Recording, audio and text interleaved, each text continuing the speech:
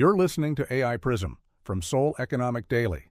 Imagine being an executive at Samsung and getting a memo that you, along with 50 other company presidents, are being sent to an emergency AI boot camp today. It's Wednesday, June 10th.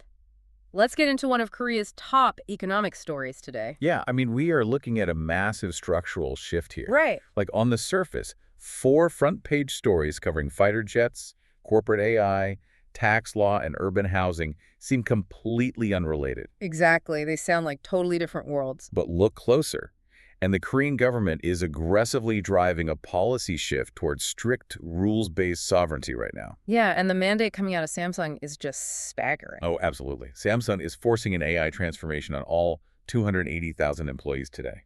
Wow, and 50 company presidents are attending an AI boot camp this month. Right, they're deploying Gemini, ChatGPT, and Claude across the board immediately. So if you track the hashtag KOSKI, you might just see this as standard tech news. Yeah, but the underlying motivation is far more intense. It really is a radical push for tech sovereignty. And we see that exact same motivation in a national defense initiative announced today. Korea just set a strict 2040 deadline to achieve domestic independence for its next-generation fighter jet engines. Wait, really? The Defense Ministry is targeting a 16,000-pound force turbofan development. So, wait, instead of just buying engines from established global aerospace giants, they're trying to build one of the most complex pieces of physical hardware on Earth entirely from scratch. They feel they have to, It is like rebuilding an airplane while flying it. Samsung is stripping out single-vendor software dependencies by adopting all 3 major external AI platforms simultaneously. At the exact same time, the government is eliminating dependency on foreign defense suppliers by 2040. Both entities are aggressively hardening their frameworks to remove external leverage right now.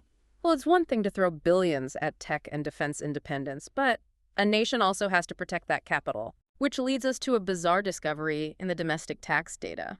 1,321 private parking lots and 137 bakery cafes successfully masqueraded as tech-intensive manufacturers to dodge taxes recently. Yeah, it comes down to a loosely enforced family business succession tax deduction.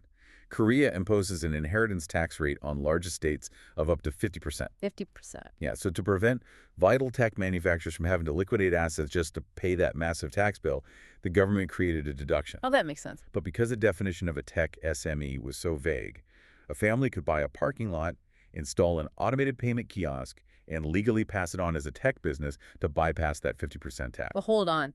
The data shows the deduction ceiling quietly ballooned from 100 million won, which is about 72,000 US dollars, all the way up to 60 billion won, or roughly 43 million US dollars. Yeah, that is a huge jump. How does a 600-fold expansion just happen quietly without Parliament stepping in? Through ministerial discretion, actually. Bureaucrats essentially bypassed parliamentary oversight to raise those limits over the years. But now, the government is codifying those rules into strict statute. Yeah. They are closing these real estate tax shelters to ensure that capital actually protects genuine manufacturing going forward. Right. But there is a catch to enforcing strict rules-based systems across the board. There always is. Sometimes you accidentally break something else, which brings us to a massive bottleneck in urban housing.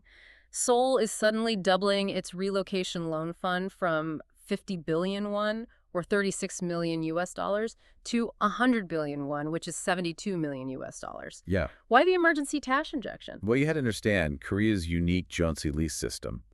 Instead of paying monthly rent, tenants put down a massive upfront deposit. Right. When urban renewal projects demolish old neighborhoods, displaced residents suddenly need huge bridge loans to afford their new Jeonsi deposits. I see. And because the government recently enforced strict loan-to-value caps to curb national debt, they accidentally paralyzed the housing market. Exactly. People physically couldn't get the loans to move. By raising the loan ceiling to 500 million won, which is about 360,000 US dollars per household, they are unblocking that pipeline. That makes sense. The Housing Authority requires this structural fix to hit its target of 85,000 new housing units under construction by 2028. So what does this all mean for the listener analyzing global markets today? Today's 4 stories definitively share a structural theme that changes how we must assess Korea's institutional trajectory. The Samsung AI mandate, combined with the fighter engine program, clearly represents a highly coherent sovereignty strategy. By replacing discretionary loopholes with strict rules, Korea is hardening its economy and turning those panicked corporate executives into a unified front. It leaves you with a provocative thought. If a giant conglomerate can mandate AI literacy for 280,000 people in just months, how long until entire nations make AI proficiency a basic requirement for the modern workforce? That's today's AI PRISM Front Page Daily. This episode was produced with AI assistance based on Seoul Economic Daily reporting and reviewed by a human editor. AI PRISM is a One IFRA award-winning series. We'll be back tomorrow. You've been listening to AI PRISM from Seoul Economic Daily.